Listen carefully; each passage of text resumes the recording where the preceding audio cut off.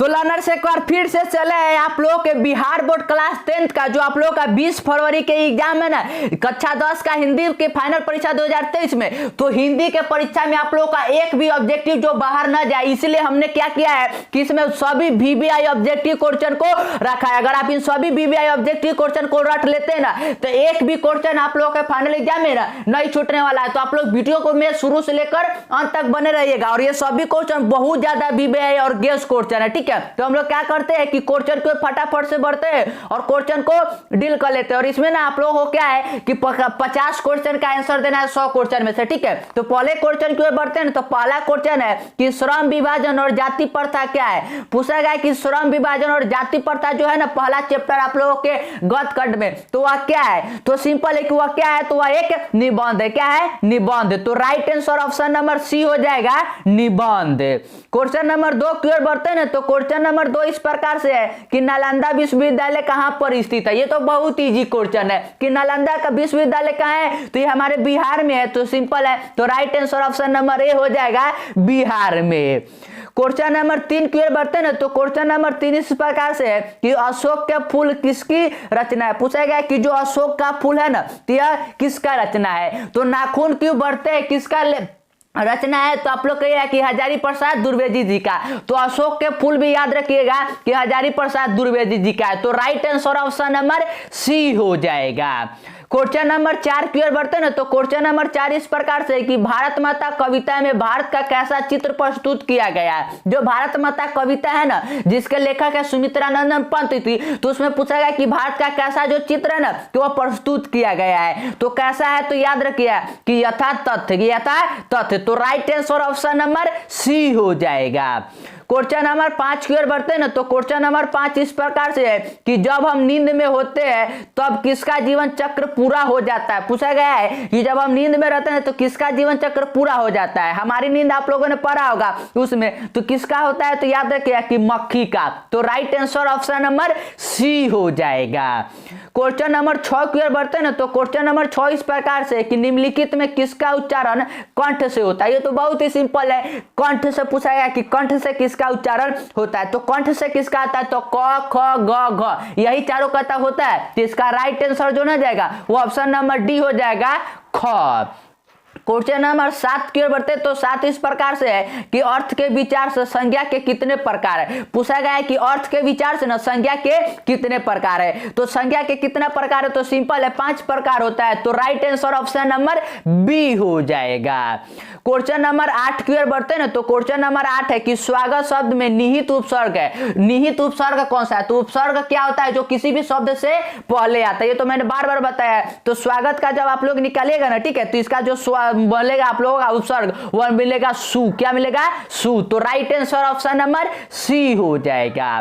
Question number 9 की ओर बढ़ते हैं ना। तो 9 इस प्रकार से कि सप्तर्षि किस सही संधि विच्छेद है। सप्तर्षि जो होता है इसका संधि विच्छेद पूछा गया कि क्या होगा। तो इसका शब्द संधि विच्छेद याद रखिए कि होगा सप्त प्लस ऋषि। तो right answer option number B हो जाएगा। क्वेश्चन नंबर 10 की ओर बढ़ते हैं। तो क्वेश्चन नंबर 10 है वह इस प्रकार से कि प्रिय बोलने वाली स्त्री को कहते हैं। जो मतलब मीठा मीठा बोली बोलता है ना स्त्री सब, और जो लुभा लेता है दूसरों को। तो पूछा गया है कि प्रिय बोलने वाली स्त्री को क्या कहते हैं। तो उसको क्या कहते हैं, तो उसे कहते हैं प्रियवंता। क्या कहते हैं, प्रियवदा। तो right answer option number B हो जाएगा। और ये सभी हिंदी का क्वेश्चन बहुत ज्यादा वीवीआई क्वेश्चन है, ठीक है। ये सभी क्वेश्चन डिट्टो छपने वाले। तो सभी क्वेश्चन को याद करते चलिएगा और चैनल पे नहीं तो चैनल सब्सक्राइब भी कर लीजिएगा। क्वेश्चन नंबर 11 की ओर बढ़ते हैं। तो जो 11 है वह इस प्रकार से कि नगर कहानी किस लेखक द्वारा रचित है। जो पूछा गया कि जो नगर कहानी है ना, तो नगर किसके द्वारा रचित है। तो सिंपल है, नगर जो है ना यह सुजाता द्वारा रचित है। तो right answer option number C हो जाएगा। क्वेश्चन नंबर 12 की ओर बढ़ते हैं ना। तो 12 इस प्रकार से है कि लेखक के अनुसार मनुष्य के नाखून किसके जीवंत प्रतीक है। जो नाखून है ना, तो नाखून किसका प्रतीक है। तो इसमें क्या है कि हजारी प्रसाद द्विवेदी जी कहते हैं कि हमारे है ना कि पास मतलब जो बीत चुका है उसका है, और ये क्या है कि हमारे मतलब कि जो जंतु थे ना उसका है, ठीक है। तो यह पांचवें वृत्ति का है, ठीक है। तो पांचवी वृत्ति के दिया जाए। तो right answer option number C हो जाएगा। क्वेश्चन नंबर 13 की ओर बढ़ते हैं ना। तो 13 इस प्रकार से है कि हजारी प्रसाद द्विवेदी का जन्म कब हुआ था? तो सिंपल है, हजारी प्रसाद द्विवेदी जी का जन्म कब हुआ था? तो ये बार बार बताया है कि 1907 में हुआ था। क्वेश्चन नंबर 14 की ओर बढ़ते ना, तो 14 इस प्रकार से है कि संगम शब्द का संधि विच्छेद है। पूछा गया है कि संगम शब्द का ना संधि विच्छेद क्या होगा? तो संगम शब्द का संधि विच्छेद याद रखिएगा, सम प्लस गम होगा, सम प्लस गम। तो right answer option number C हो जाएगा। क्वेश्चन नंबर 15 की ओर बढ़ते ना, तो 15 इस प्रकार से है कि लक्ष्मी के बड़े पुत्र का क्या नाम था? तो ये जो सिंपल उसका नाम था अच्युत। क्या था? अच्युत। तो राइट आंसर नंबर ए हो जाएगा। क्वेश्चन नंबर 16 की ओर बढ़ते ना, तो 16 इस प्रकार से है कि एक वृक्ष की हत्या कविता में कवि शहर को किससे बचाने की बात करते हैं? जो एक वृक्ष की हत्या है ना, तो पूछा गया कि उसमें कविता में जो कवि है वो शहर को किससे बचाने की बात करते हैं? तो उसमें किससे बात करते हैं? तो नादिरों से बात करते हैं। तो right answer option number C हो जाएगा। और आज के क्लास में ना हमने क्या किया है कि सभी व्याकरण और जो किताब का पोर्शन होता है गद्य पद और जो ये एक्स्ट्रा वाला उस सभी को हमने मिक्स किया। ठीक है, तो ये सभी क्वेश्चन बहुत ज्यादा बीबीआई क्वेश्चन है। क्वेश्चन नंबर 17 में पूछा गया है क्या कि गांधी जी का दक्षिण अफ्रीका का प्रवास कब से कब तक था? मतलब कि गांधी जी हमारे भारत से क्या है कि वहां दक्षिण अफ्रीका में जाते हो, तो वहां से यहां से जाने और आने तक का सफर पूछा गया कि कितना था। ठीक है, तो वह कितना था? तो याद रखिए कि 1893 से 1914 ईस्वी तक था। तो right answer option number A हो जाएगा। क्वेश्चन नंबर 18 की ओर बढ़ते हैं, तो 18 में पूछा गया है कि जब पंडित बिरजू महाराजा को संगीत नाटक अकादमी अवार्ड का अवार्ड मिला तब उनकी उम्र क्या थी? जब पंडित बिरजू महाराजा जी को नाटक जो था ना अकादमी का अवार्ड मिला था तो उनको कितना उम्र था? तो याद रखिए कि 27 वर्ष था। कितना? 27 वर्ष। क्वेश्चन नंबर 19 की ओर बढ़ते ना, तो 19 में दिया हुआ है कि कवि ने माली मालिन किसे कहा है? कवि पूछा गया है कि किसे जो है ना वह माली और मालिन कहते हैं। तो किसे कहते हैं? तो उसमें जो है ना कवि कहते हैं कृष्ण और राधा को। तो right answer option number C हो जाएगा। क्वेश्चन नंबर 20 की ओर बढ़ते हैं ना, तो 20 इस प्रकार से है कि सभ्य समाज की आवश्यकता क्या है? पूछा गया है कि सभ्य समाज की ना आवश्यकता क्या है, उसका आवश्यकता क्या है? तो सभ्य समाज की आवश्यकता क्या है? क्योंकि यह श्रम विभाजन के लिए, किसके? श्रम विभाजन के लिए। तो right answer option number B हो जाएगा। और आप लोग बताइए कि श्रम विभाजन और जाति प्रथा के ना कि लेखक कौन है? ठीक है, श्रम विभाजन और जाति प्रथा के लेखक कौन है? ठीक है, आप लोग का ना लेखक तो बहुत ही ज्यादा जरूरी है, सभी चैप्टर का आप लोग को याद होना चाहिए। क्वेश्चन नंबर 21 की ओर बढ़ते हैं, तो 21 में है क्या कि निम्नलिखित रचना में कौन सी रचना डॉक्टर अम्बेडकर की है? मतलब कि भीमराव अम्बेडकर की इन चारों में से कौन सा जो है ना वह रचना है? ठीक है, तो कौन सा रचना है? तो याद रखिए कि the caste in India, the untouchable, you are they और हु आर सतराज, ये तीनों के तीनों है ना कि डॉक्टर भीमराव अम्बेडकर जी का। तो right answer option number D हो जाएगा। क्वेश्चन नंबर 22 की ओर बढ़ते हैं, तो जो क्वेश्चन नंबर 22 है वो क्वेश्चन नंबर 22 इस प्रकार से कि सीमा, रजनी, आलो, शेफाली, आरती पांचों किसकी बहन है? पूछा गया कि सीमा, रजनी, आलो, शेफाली और आरती जो है ना यह 5 बहन किसका है? तो सिंपल है, विष के दांत में हम लोग पढ़ते हैं कि सेन साहब की क्या है कि 5 बेटियां और वो किसकी बहन है? तो वह है खोखा की। तो right answer option number B हो जाएगा। क्वेश्चन नंबर 23 की ओर बढ़ते हैं ना, तो 23 में जो क्वेश्चन नंबर 23 है वह 23 इस प्रकार से कि सेन साहब किसके व्यंग्य से ऐड कर रह गए? पूछा है कि जो सेन साहब थे ना तो वह किसके व्यंग्य से है ना कि ऐड कर रह गए थे? ठीक है, तो किसके व्यंग्य से ऐड कर रह गए थे? तो याद रखिए कि वो किसके रह गए थे व्यंग्य के? तो याद रखिए पत्रकार महोदय के व्यंग्य से। तो right answer option number A हो जाएगा। क्वेश्चन नंबर 24 की ओर बढ़ते हैं ना, तो 24 इस प्रकार से है कि भारत से हम क्या सीखे? क्या है? पूछा गया है कि भारत से हम क्या सीखे, जिसके लेकर मैक्स मुलर जी है ना, आप लोगों ने पढ़ा होगा चैप्टर नंबर 3 है आई थिंक। तो पूछा गया है कि वह क्या है? तो उसमें क्या है कि मैक्स मुलर जी क्या है कि भाषण देते हैं। तो राइट आंसर जो ना जाएगा वो ऑप्शन नंबर सी हो जाएगा, भाषण। और आप लोग बताइएगा कि मैक्स मुलर जी का जो जन्म हुआ था ना वह किस देश में हुआ था? ठीक है, मैक्स मुलर जी का, मैक्स मुलर का। ठीक है, क्वेश्चन नंबर 25 की ओर बढ़ते हैं, तो 25 में है क्या कि महाभारत क्या है? जो महाभारत है ना, तो पूछा गया है कि महाभारत क्या है? तो महाभारत क्या है? तो सिंपल है कि यह शास्त्र है। क्या है? शास्त्र। क्वेश्चन नंबर 26 की ओर बढ़ते हैं ना, तो 26 में है क्या कि मिहिर भोज की ग्वालियर प्रशासित किस भाषा में है? पूछा गया है कि मिहिर भोज की ग्वालियर प्रशासित किस भाषा में है? तो किस भाषा में यह है? तो याद रखिए कि यह जो है ना यह संस्कृत भाषा में, किसमें है? संस्कृत में। तो right answer option number C हो जाएगा। और ये सभी क्वेश्चन डिट्टो क्वेश्चन है ना, छपने वाले हैं। ठीक है, क्योंकि ये बहुत ज्यादा गेस बीबीआई क्वेश्चन है, तो सभी को याद करते चलिए। और चैनल पे नहीं तो चैनल को सब्सक्राइब करने के साथ दोस्तों के साथ शेयर भी कर दीजिए।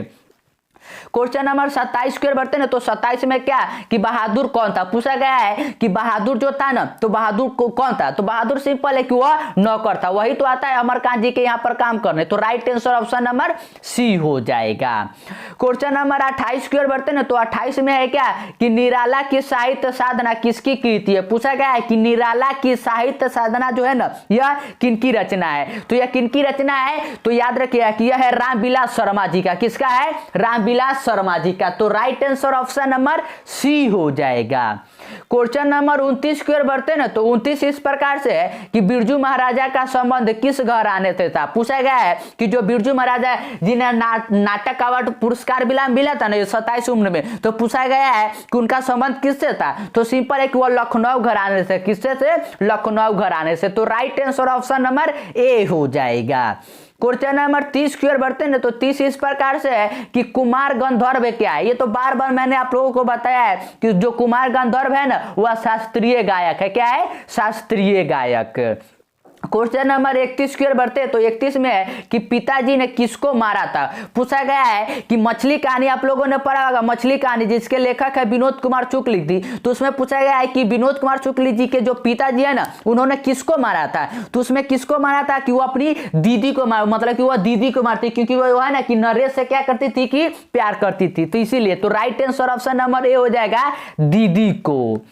क्वेश्चन नंबर 32 की ओर बढ़ते हैं तो 32 इस प्रकार से कि प्रत्येक वर्ष आवनियों में कैसा समारोह आयोजित होता है, पूछा गया है कि आवनियों में ना हर साल कैसा जो होता है ना कि समारोह आयोजित होता है, तो कैसा समारोह होता है, तो रंग समारोह होता है, तो right answer option number A हो जाएगा। क्वेश्चन नंबर 33 की ओर बढ़ते ना तो 33 इस प्रकार से है कि गांधी शिक्षा का उद्देश्य क्या मानते थे, पूछा गया है कि जो महात्मा गांधी जी है ना तो वह गांधी जी क्या है कि वह शिक्षा का उद्देश्य क्या मानते थे, शिक्षा का उद्देश्य क्या मानते थे, तो वह शिक्षा का उद्देश्य मानते थे यही ना कि चरित्र निर्माण हो, कैरेक्टर का उसमें क्या हो कि बिल्ड हो, तो right answer option number C हो जाएगा। क्वेश्चन नंबर 34 की ओर बढ़ते तो 34 में कि घनानंद ने किस मार्ग को अत्यंत सीधा एवं सरल कहा है, जो घनानंदी थे तो किस कौन से मार्ग को ना सीधा एवं सरल कहते हैं, तो किसको कहते हैं, तो वह प्रेम मार्ग को कहते हैं, तो right answer option number B हो जाएगा। क्वेश्चन नंबर 35 की ओर बढ़ते ना तो 35 में कि मंगमम्मा किस भाषा की कहानी है, मंगमम्मा जो है तो ये किस भाषा है, जो सिंपल है दही वाली मंगमम्मा आप लोगों ने पढ़ा है, तो किस में कि यह कन्नड़ भाषा में है, यानी कर्नाटक वाला में है। क्वेश्चन नंबर 36 की ओर बढ़ते हैं ना तो 36 में है क्या कि रसखान को किसने दीक्षा दी थी, पूछा गया है कि जो रसखान दी थे तो उसको दीक्षा किसने दिया था, तो उनको दीक्षा किसने दिया था, तो याद रखिए कि गोस्वामी विट्ठलनाथ ने दिया था, किसने, गोस्वामी विट्ठलनाथ ने। क्वेश्चन नंबर 37 की ओर बढ़ते हैं तो क्वेश्चन नंबर जो 37 है वह इस प्रकार से कि रसखान किस काल के कवि है, पूछा गया है कि जो रसखान थे तो रसखान किस काल के कवि थे, तो रसखान याद रखिएगा कि वह भक्ति काल के कवि थे, किसके, भक्ति काल के, तो right answer option number D हो जाएगा। और आई होप कि आप सभी लोग अपनी तैयारी को ना लगातार आप लोग तैयारी कर रहे होंगे, और आप लोग क्या करिएगा कि दूसरे चैनल वाले क्या है ना कि आप लोगों को कह रहे हैं कि 150-200 में आप लोगों को ये वो या फिर कह रहे हैं कि वायरल क्वेश्चन आ चुका है, तो आप लोगों को उसमें फेर में नहीं पढ़ना है, ठीक है, क्योंकि वायरल पेपर अभी नहीं आता, ठीक है, एग्जाम से आधे घंटे या 20 मिनट पहले आता है, ठीक है, तो आप लोगों को उस चक्कर में नहीं पढ़ना है और लगातार आप लोग तैयारी देते रहिए, ये नहीं कि वायरल पेपर के नाम पर मतलब पढ़ना ही छोड़ दे, ठीक है। क्वेश्चन नंबर 38 की ओर बढ़ते हैं तो जो क्वेश्चन नंबर 38 है वो 38 इस प्रकार से कि घनानंद किस भाषा के कवि है, पूछा गया है कि घनानंद जी तो है ना वह किस भाषा के कवि है, तो वह ब्रज भाषा के है, तो right answer option number B हो जाएगा। क्वेश्चन नंबर 39 की ओर बढ़ते हैं तो 39 है कि तुलनात्मक व्याकरण किसकी रचना है, तुलनात्मक व्याकरण पूछा गया है कि किनकी रचना है, तो किनकी रचना है, तो याद रखिए कि यह काल्डवेल का, किसका है, काल्डवेल का।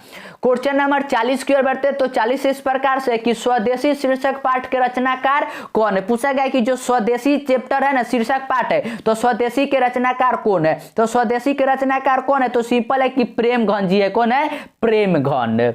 क्वेश्चन नंबर 41 की ओर बढ़ते हैं तो 41 में क्या कि मंगमम्मा को किससे विवाद था, पूछा गया कि जो मंगमम्मा है जो दही बेचती थी तो उसको किससे विवाद था, तो ये तो सिंपल है कि उसकी बहू से विवाद था, ये तो आप लोगों ने कहानी में ही पढ़ा है, को किससे था, तो बहू से, तो right answer option number B हो जाएगा। क्वेश्चन नंबर 42 की ओर बढ़ते हैं ना, तो 42 है कि कवि के अनुसार जनतंत्र के देवता कौन है। पूछा गया है कि कवि के अनुसार जो जनतंत्र है ना, तो उसके देवता कौन है। तो जनतंत्र का देवता जो बताते हैं ना, वो बताते हैं कि किसान और मजदूर है। कौन है? किसान और मजदूर। तो right answer option number C हो जाएगा। क्वेश्चन नंबर 43 की ओर बढ़ते हैं, तो 43 है कि हिरोशिमा शीर्षक कविता में वर्णित सूरज कहां से निकला था। जो हिरोशिमा आप लोगों ने पढ़ा हुआ है, जिसके लेखक है अज्ञे जी, तो उसमें सूरज कहां से निकलता है। तो उसमें जो सूरज निकलता है उनके अति के कि नगर के चौक पर। कहां है? नगर के चौक पर।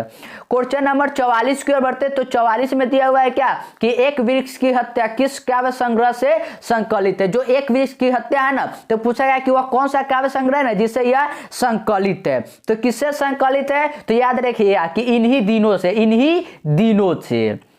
क्वेश्चन नंबर 45 की ओर बढ़ते, तो 45 में कि हमारी नींद किसका प्रतीक है। जो नींद होता है, तो नींद किसका प्रतीक होता है। तो जो है कवि वह क्या कहते हैं कि हम लोग जो है ना वो आलसी बन जाते हैं, यानी कि गफलत हो जाते हैं।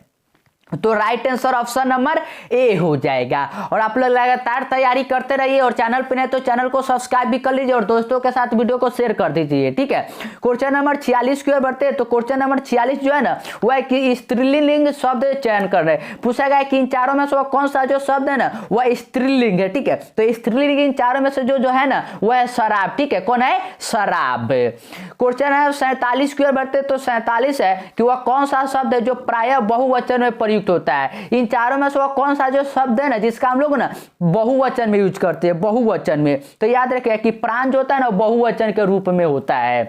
क्वेश्चन नंबर 48 की ओर बढ़ते हैं ना, तो 48 जो है ना वह इस प्रकार से है कि आसमान पर चढ़ना मुहावरे का अर्थ है। पूछा गया है कि आसमान पर चढ़ना मुहावरे का अर्थ क्या है। तो आसमान पर चढ़ना मुहावरे का अर्थ मतलब क्या हो जाएगा कि बहुत ज्यादा प्रशंसा करना, ठीक है। तो right answer option number B हो जाएगा। क्वेश्चन नंबर 49 की ओर बढ़ते हैं ना, तो 49 जो है ना वह इस प्रकार से है कि एक वस्तु जो नाशवान हो अनेक शब्दों के लिए एक शब्द चुने। और नाशवान हो उसके हम लोग एक शब्द क्या कहते हैं, तो नश्वर कहते हैं। क्या कहते हैं? नश्वर। और क्वेश्चन नंबर 50 की ओर बढ़ते हैं, तो 50 है कि निम्न विकल्पों में से संकर्मक क्रिया का चयन कीजिए, ठीक है। संकर्मक पूछा गया है कि क्रिया का आप लोग को चयन करना है, ठीक है। तो पिघलना जो ना जाएगा वह संकर्मक क्रिया हो जाएगा, ठीक है। और इस वीडियो में ना सिर्फ हम लोग 50 क्वेश्चन को ही डील करने वाले हैं, और आप लोग अपने तैयारी को लगातार करते रहिए। और इसके बाकी के सब क्वेश्चन जो है ना उसको हम लोग अगले वीडियो में कवर करेंगे। तो चैनल पे नहीं तो चैनल को सब्सक्राइब कर लीजिए और अपनी तैयारी को लगातार मजबूती देके रहे बिगेश लर्न के साथ।